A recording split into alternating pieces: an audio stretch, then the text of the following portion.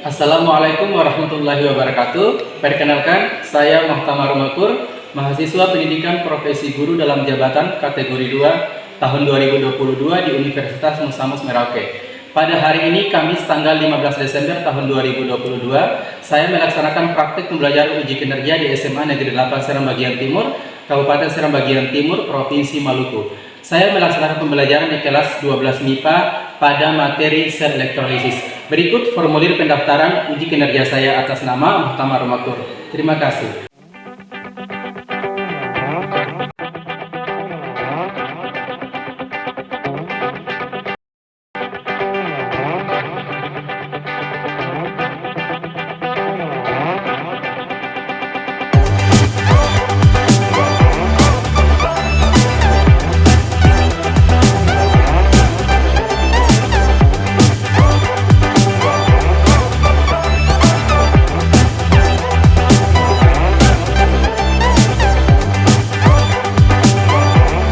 Assalamualaikum warahmatullahi wabarakatuh.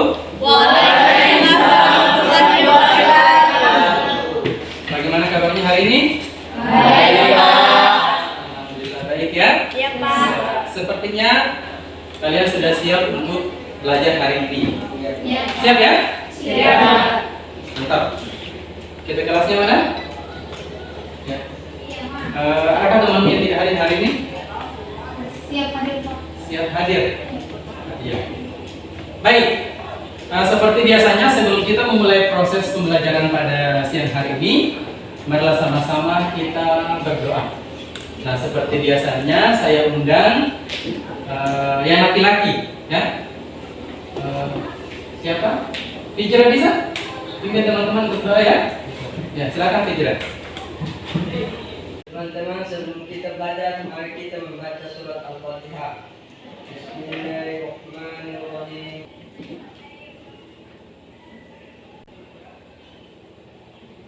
Doa selesai.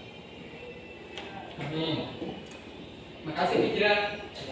Nah, seperti biasanya, biar tambah semangat juga sambil menunjukkan rasa cinta tanah air, marilah sama-sama kita menyanyikan satu lagu wajib nasional. Semuanya berdiri.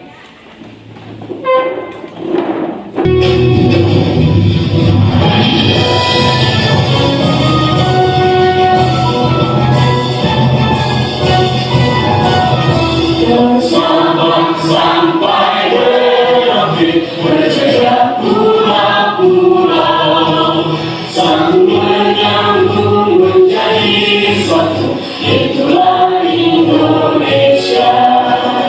Indonesia tanah airku, aku berjanji padamu, menjunjung tanah airku Indonesia. Silakan duduk kembali. Pada pertemuan sebelumnya, kita sudah mempelajari materi sel volta. Nah, di situ kita sudah mempelajari prinsip-prinsip kerja dari sel volta. Nah, jadi pada dasarnya prinsip kerja sel volta itu adalah memisahkan reaksi redoks spontan menjadi setengah reaksi baik pada katoda maupun pada anoda. Nah, kira-kira adakah yang masih ingat reaksi apakah yang terjadi pada katoda? Saya, Pak. Silakan. Katoda merupakan tempat terjadinya reaksi reduksi. Betul sekali, kita berikan aplaus untuk Safia. Itu merupakan tempat terjadinya reaksi reduksi pada katoda ya. Nah, lalu bagaimana dengan anoda? Reaksi apa yang terjadi di anoda? Saya, Pak. Silakan Sahrul. Anoda merupakan tempat terjadinya reaksi oksidasi, Pak. Betul sekali, kita berikan aplaus untuk Sahrul. Nah, jadi pada katoda merupakan tempat terjadinya reaksi reduksi dan anoda merupakan tempat terjadinya reaksi oksidasi. Nah, sekarang pertanyaan yang berikut. Apa itu reduksi? Reduksi itu Mengikat elektron. mengikat elektron. Oksidasi Melepas elektron. melepas elektron. Jadi disebut dengan reaksi redoks ya. Jadi reduksi mengikat elektron pada setengah reaksi reduksinya, sedangkan oksidasi melepaskan elektron pada setengah reaksi oksidasinya. Nah, Jadi reaksi redoks yang terjadi pada sel volta itu merupakan reaksi redoks yang berlangsung secara spontan. Namun pada dasarnya prinsip kerjanya itu kurang lebih sama seperti reaksi elektrolisis. Namun pada reaksi elektrolisis ini reaksi redoksnya itu tidak berlangsung secara spontan. Jadi tidak spontan ya. Nah, sehingga di dalam sel elektrolisis itu pada lelehan ataupun larutan itu dialiri listrik. Supaya apa? Supaya reaksinya bisa berlangsung. Jadi yang berbeda itu. Kalau di sel volta, reaksi redoks itu dia spontan, sehingga dia tidak membutuhkan lagi listrik, aliran listrik ya. Reaksinya dia berlangsung begitu saja. Sedangkan sel elektrolisis itu dia memerlukan listrik supaya reaksi kimia itu bisa berlangsung. Nah, itu yang disebut dengan proses elektrolisis. Nah, sehingga pada pembelajaran hari ini kita akan belajar materi tentang sel elektrolisis. Nah, sebelum kita masuk pada materi sel elektrolisis, terlebih dahulu saya akan memberikan pretest atau tes awal. Tujuannya untuk apa? Untuk mengetahui kesiapan belajar kalian ataupun kemampuan awal kalian terhadap materi yang akan kita pelajari nanti. Silakan kalian buka aplikasi exam browsernya di Android-nya masing-masing, lalu masukkan kode server. Sudah? Nah, kemudian dimasukkan lagi user dengan password yang sudah saya bagikan. Ya, silakan kalau Jim.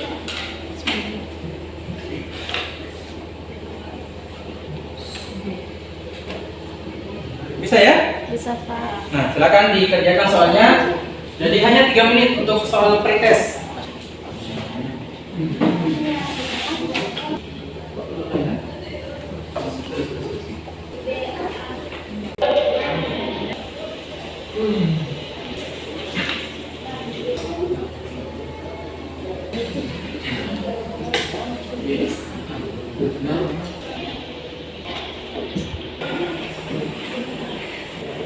Sudah semuanya? Sudah selesai dikerjakan soalnya ya? Oke, good. Saya akan menyampaikan kompetensi dasar dan tujuan pembelajaran yang akan kalian capai pada pembelajaran hari ini. Kompetensi dasarnya itu menerapkan stoikiometri reaksi redoks dan hukum Faraday untuk menghitung besaran-besaran yang terkait sel elektrolisis. Ada 4.6, menyajikan rancangan prosedur penyembuhan benda dari logam dengan ketebalan lapisan dan luas tertentu. Nah, untuk tujuan pembelajaran yang pertama, peserta didik mampu menjelaskan prinsip kerja sel elektrolisis. Yang kedua, peserta didik secara kritis mampu menganalisis reaksi redoks yang terjadi di anoda dan katoda berdasarkan prinsip kerja sel elektrolisis. Yang ketiga, peserta didik secara mandiri dan berkelompok mampu menuliskan reaksi elektrolisis dari zat elektrolit dengan benar setelah melakukan kajian literatur dan kegiatan diskusi kelompok. Jadi ada 3 capaian pembelajaran yang harus kalian capai pada pembelajaran hari ini. Jadi pada dasarnya bahan bakar fosil atau yang biasa kita kenal dengan bahan bakar minyak, nah, itu merupakan salah satu sumber energi utama. Akan tetapi dengan keterbatasan bahan bakar fosil tersebut, ditambah lagi dengan dampak yang ditimbulkan dari pembakaran bahan bakar fosil tersebut, maka dilakukan upaya untuk mencari bahan bakar alternatif selain bahan bakar fosil.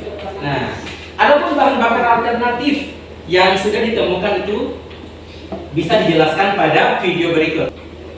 Membayangkan dunia ini tidak ada emisi, ramah lingkungan, lalu kita sendiri membawa gadget atau membawa barang elektronik itu tanpa ngecas-ngecas lagi gitu. Ini yang saya bayangkan satu kemudahan dalam kehidupan yang tidak mencemari lingkungan juga, dan ini menjadi motivasi bagi saya.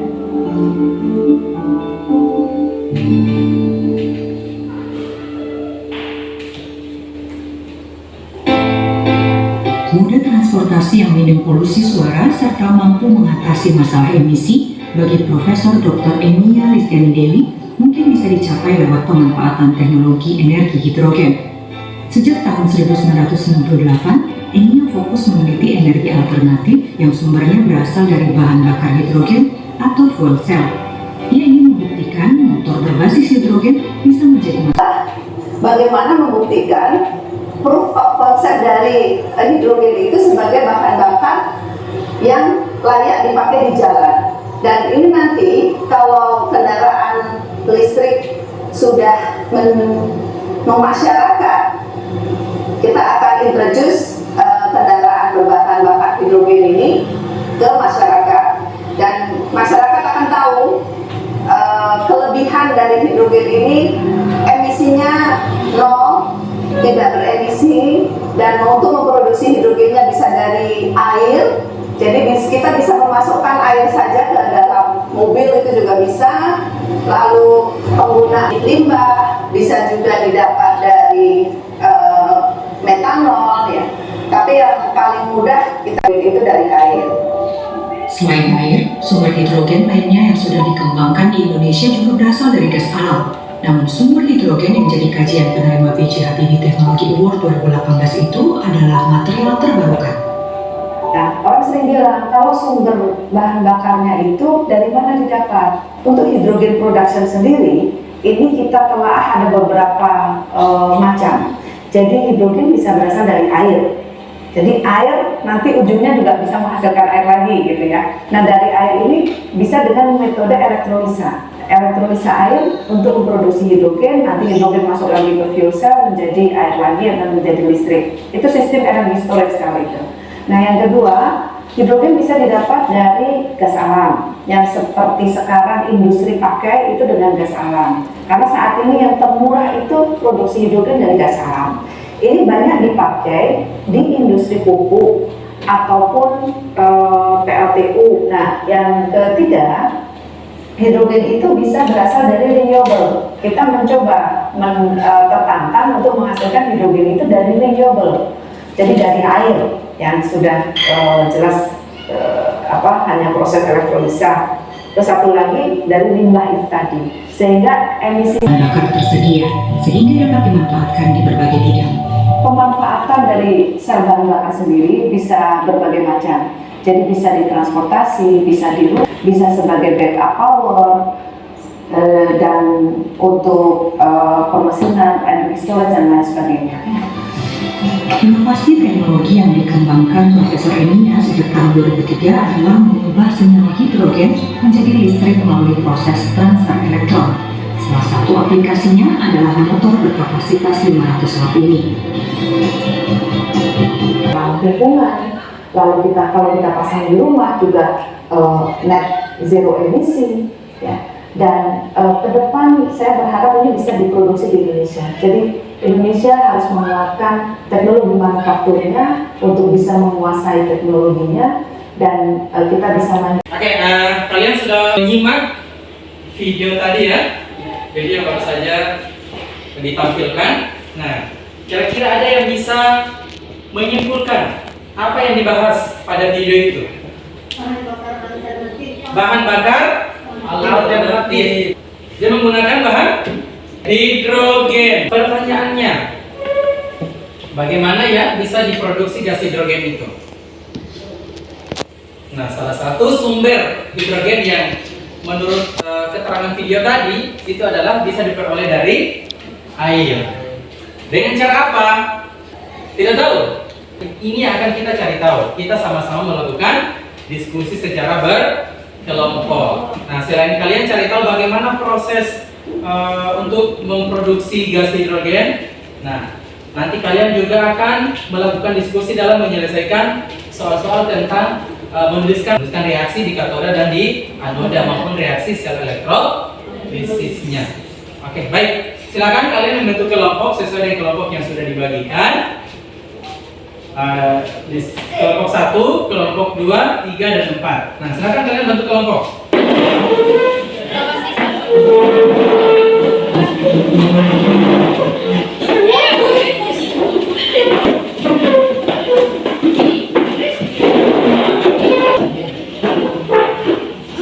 Oke, jadi tadi sudah saya sampaikan bahwa kalian akan melakukan diskusi kelompok. Nah, sebagai bahan diskusinya nanti diberikan LKPD pada masing-masing kelompok. LKPD ini nanti kalian selesaikan secara berkelompok ya.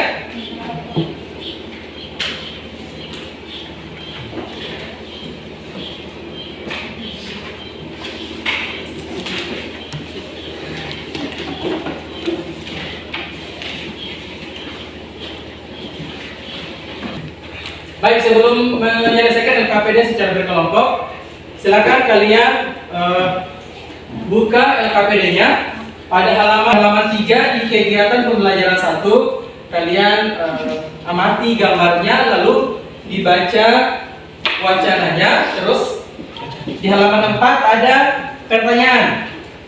Ada pertanyaan 1, 2, dan 3. Nah, pertanyaan 3 ini tentang menentukan reaksi di reaksi elektrolisis ya, reaksi di katoda dan anoda pada sel elektrolisis. Dan nanti kalian dapat menyelesaikan soal nomor 3 ini berdasarkan urutan kelompoknya. Jadi kelompok 1 itu menyelesaikan bagian A, kelompok 2 bagian B, kelompok 3 bagian C, dan kelompok 4 bagian D. Nah, silakan kalian melakukan diskusi untuk menyelesaikan LKPD. Jadi bisa memanfaatkan buku paketnya atau bahan ajar yang sudah saya bagikan. Kemudian kalian juga bisa memanfaatkan penggunaan internet bagi yang memiliki kuota kalau internetnya stabil. Kalau tidak punya kuota, boleh dilihat videonya, video yang sudah saya bagikan itu. Boleh dilihat, dinonton, kemudian dicermati penjelasannya, itu bisa membantu kalian dalam menyelesaikan LKPD. Seperti itu ya. Maka silakan, waktu yang saya berikan untuk menyelesaikan LKPD selama 28 menit dimulai dari sekarang.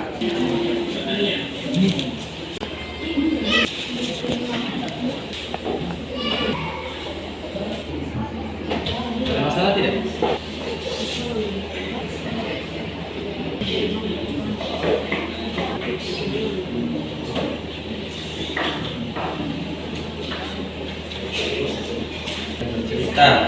Kalau bercerita tentang tugas-tugas boleh.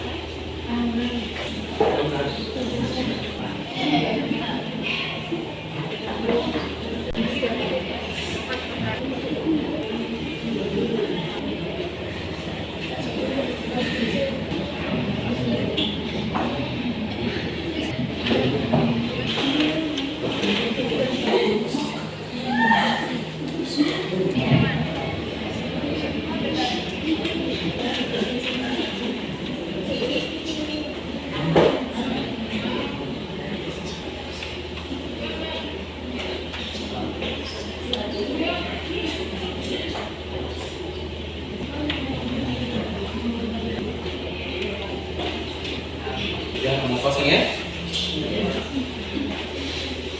Dari tadi saya lihat lumayan satu.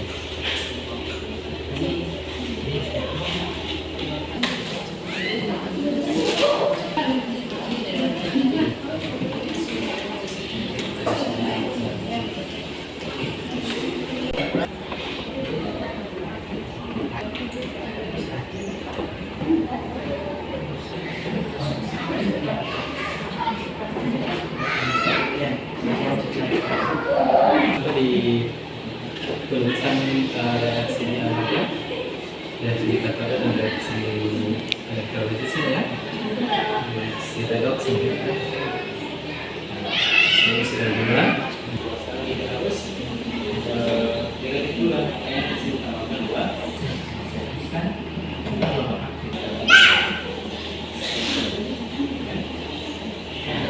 Untuk katodanya sudah.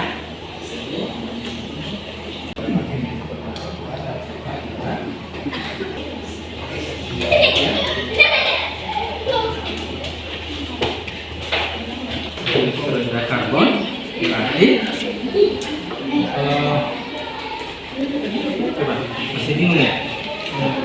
Nah, jadi ini tadi dituliskan dulu reaksi ionisasi dari HCl, ya kan?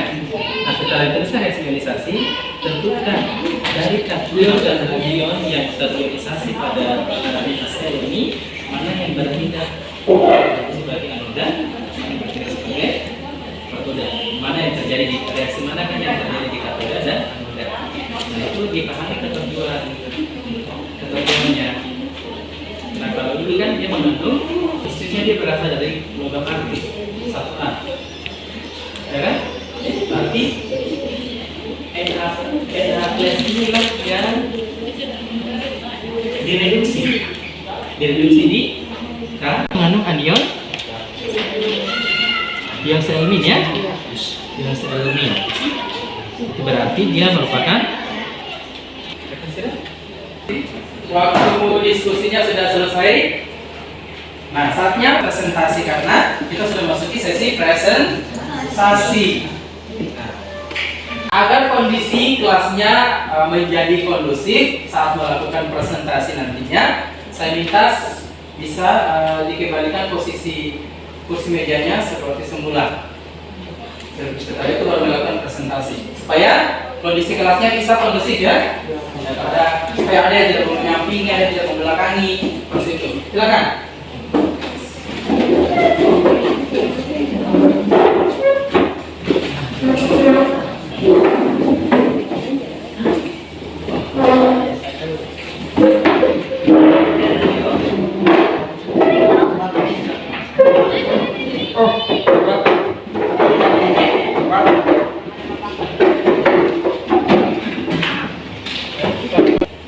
Baik, nah untuk presentasi ini dimulai dari kelompok mana? Kelompok mana yang mau presentasi terlebih dahulu? Kelompok 2, silakan. Perwakilannya.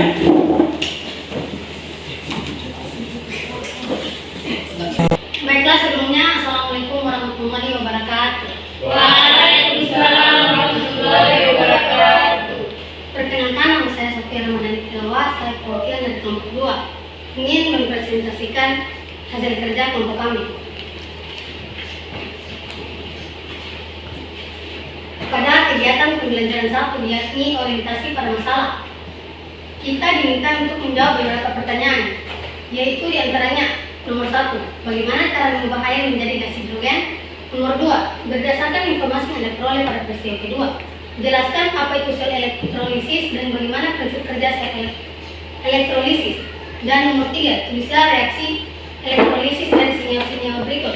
Kami dari kelompok 2 diminta untuk menuliskan reaksi elektrolisis dari senyawa larutan NaCl dengan elektrolit C. Nomor 1, bagaimana cara mengubah air menjadi hidrogen? Cara mengubah air menjadi hidrogen adalah air dapat diubah menjadi gas hidrogen dengan cara elektrolisis air. Elektrolisis air sendiri adalah peristiwa penguraian air menjadi gas hidrogen dan oksigen dengan menggunakan arus listrik yang melalui air tersebut. Nomor 2, berdasarkan informasi yang Anda peroleh pada peristiwa kedua, jelaskan apa itu sel elektrolisis dan bagaimana prinsip kerja sel elektrolisis.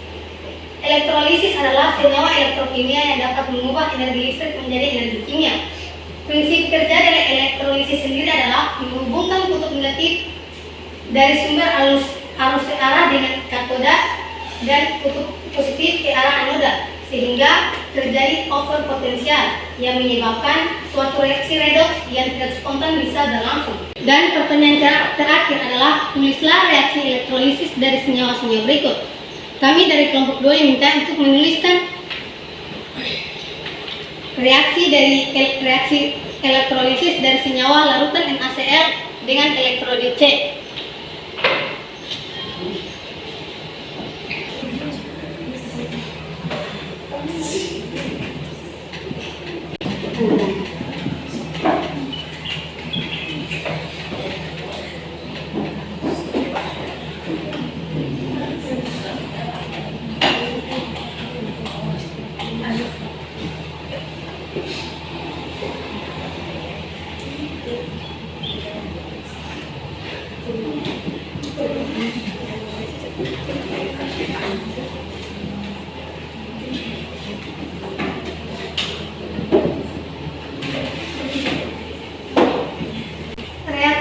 Elektrolisis dari senyawa larutan NaCl dengan elektrolit C. Reaksi ionisasi yang terjadi pada NaCl dengan elektrolit C adalah NaCl menjadi Na plus tambah Cl-. Anode adalah 2 Cl- menjadi Cl2 tambah 2 elektron. Katode 2H2O tambah 2 elektron menjadi H2 tambah 2 OH-. Maka reaksi yang terjadi pada larutan NaCl dengan elektrolit C adalah 2H2O tambah 2 Cl- menjadi Cl2 tambah H2. Sekian presentasi Kelompok kami kurang dan lebihnya kami mohon maaf. Wabillahi taufiq wal hidayah. Wassalamualaikum warahmatullahi wabarakatuh. Waalaikumsalam warahmatullahi wabarakatuh. Bagaimana? Ada yang mau menanggapi?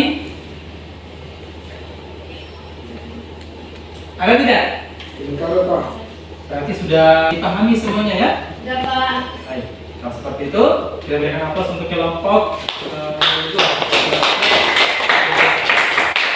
Lanjut kelompok 3. Assalamualaikum warahmatullahi wabarakatuh. Waalaikumsalam warahmatullahi wabarakatuh. Teman-teman, perkenalkan nama saya Donatina Sundilau, perwakilan dari kelompok 3 ingin mempresentasikan hasil kerja kelompok kami.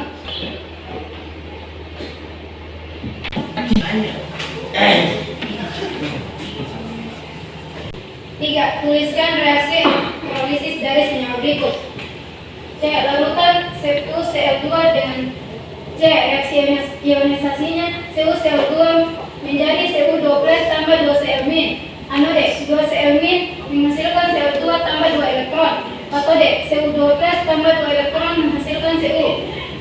Reaksi redoks 2Cl- tambah Cu2+ menghasilkan Cl2 tambah Cu. Jadi kesimpulan dari larutan CuCl2 dengan elektrod C adalah dari reaksi di anode didapatkan hasil berupa gas klorin dan dari katode didapatkan logam Cu. Itu saja sedikit presentasi dari saya. Kurang lebihnya saya mohon maaf. Wabillahi taufiq wal hidayah. Wassalamualaikum warahmatullahi wabarakatuh.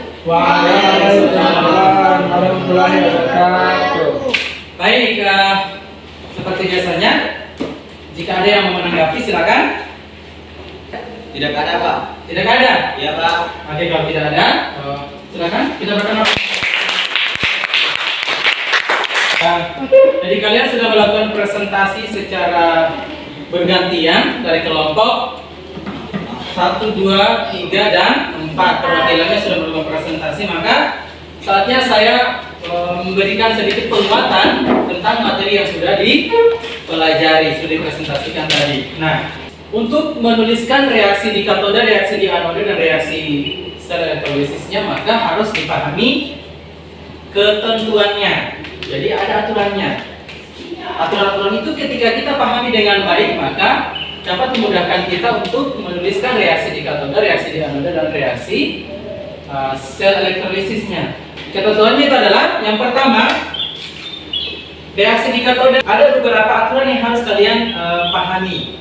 Nah, yang perlu diperhatikan itu adalah yang di elektrolisis itu apakah dilakukan atau lelehan. Nah, yang kedua, jenis ion positif. Karena yang terjadi di katode adalah ion positif, maka yang perlu diperhatikan adalah ion, jenis ionnya.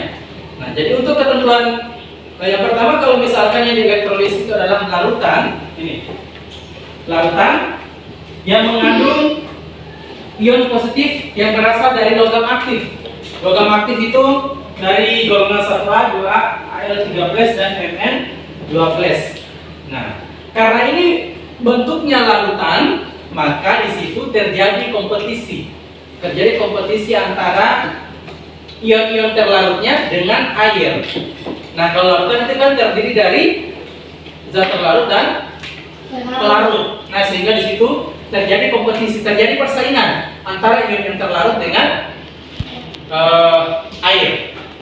Nah, sehingga pada larutan ternyata antara dilihat berdasarkan harga potensialnya antara ion yang berasal dari logam aktif ini dengan air, ternyata yang memiliki harga potensial reduksi yang besar itu adalah air. Maka air yang mengalami reduksi. Ibaratnya air dan ion-ion yang berasal dari logam aktif ini berkompetisi, bertanding.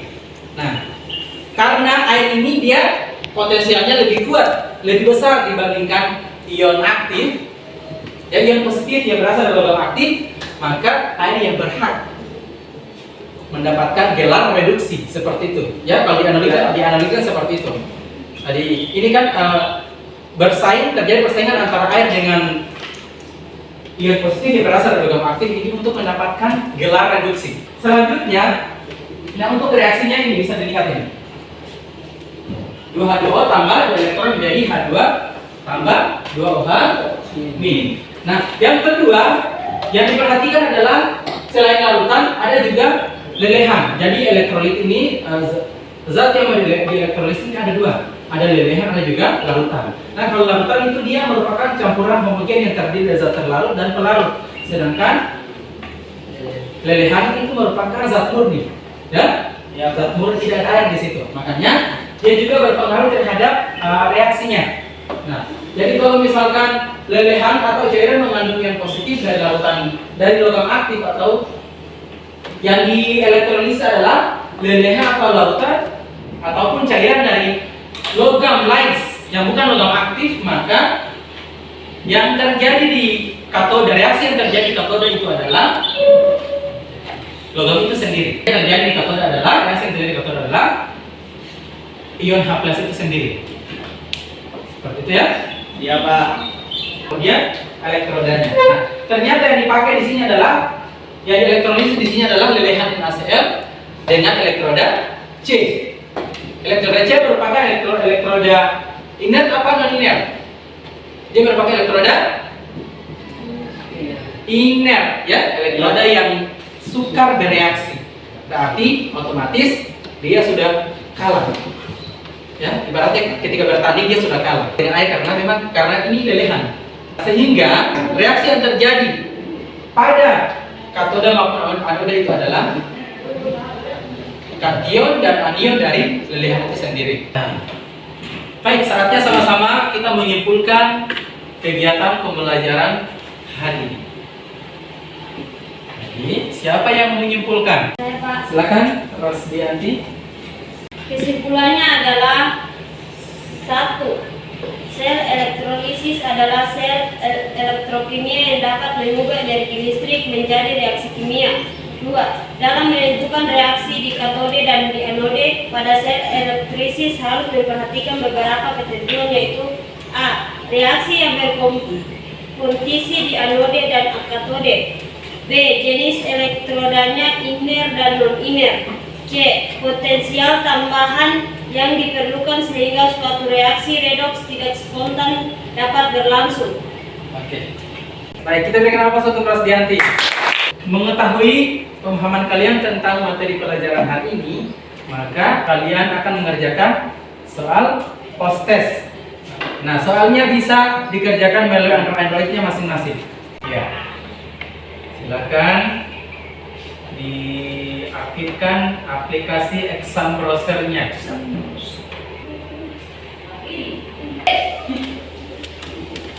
Baik, silakan di login. Ya, Pak. Kerjakan soalnya.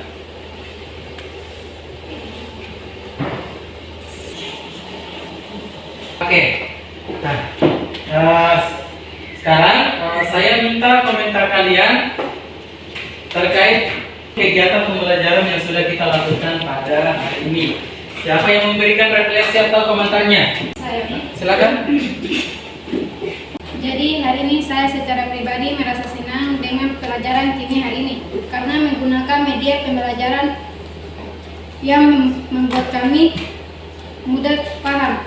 Terima kasih kepada Donatida yang sudah memberikan komentar ataupun tanggapannya terkait kegiatan yang sudah kita lakukan pada hari ini. Pertemuan selanjutnya kita akan mempelajari materi kegunaan sel elektrolisis dalam kehidupan sehari-hari. Baik, nah untuk mengakhiri pembelajaran kita pada hari ini, biar kegiatan pembelajaran kita lakukan mendapatkan keberkahan dari Allah Subhanahu wa taala, marilah sama-sama kita membacakan hamdalah. Alhamdulillahirabbil alamin. Terima kasih atas kerjasamanya, terima kasih atas kerja keras kalian dalam mengikuti pembelajaran hari ini. Saya akhiri pembelajaran hari ini dengan mengucapkan wassalamualaikum warahmatullahi wabarakatuh. Waalaikumsalam warahmatullahi wabarakatuh. Selamat siang semuanya. Siang, Pak.